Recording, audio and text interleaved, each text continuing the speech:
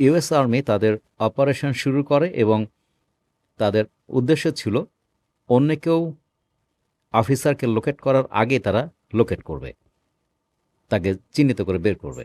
এবং বিষয়টা ছিল খড়ের কাদায় সূচ খোঁজার মতো, মানে খুব অসম্ভব একটা কাজ। আমেরিকান সোলজার তিনি একটি গুহার মধ্যে লুকিয়েছিলেন এবং সিআইএ তাকে খুঁজে বের করতে সক্ষম হলো যে তিনি কোথায় ছিলেন আসলে। এবং এই নিউজটা তারা পেন্টাগনের সাথে শেয়ার করেছে এবং পেন্টাগন সবচেয়ে কঠিন একটা রেস্কিউ মিশন অনুমোদন করেছে। একটা ড্রোন বিমান বাহিনীর অফিসার যেখানে লুকিয়েছিলেন সেটি খুঁজে বের করেছে এবং আশেপাশের 3 কিলোমিটার এলাকায় যত ইরানিয়ান আইজিআরসি সৈন্যবাহিনী অথবা ড্রোন অথবা যে কোনো কিছু সামরিক কোনো কিছুর অস্তিত্ব পাওয়া গিয়েছে সেগুলোকে নিমেষেই ধ্বংস করে দিয়েছে। এবং তাদের যে রেস্কিউ মিশন শুরু করেছে, নো ম্যান বিহাইন্ড, অর্থাৎ তারা কাউকে রেখে যাবে না।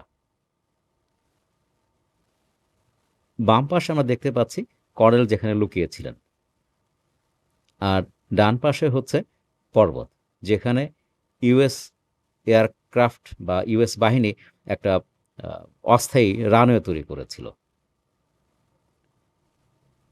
এবং তাকে নিয়ে বিমানে উড়ে যাওয়ার জন্য এই অস্থায়ী এয়ারপোর্টটি তৈরি করা হয়েছিল।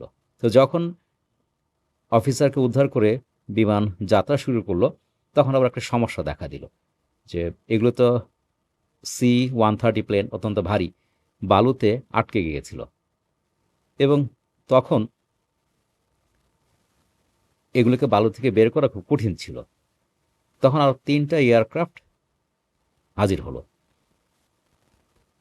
এবং সবাইকে নিয়ে সেখান থেকে রওনা দিল এবং যে 2টা C-130 প্লেন ছিল সেগুলোকে ধ্বংস করে দেওয়া হলো।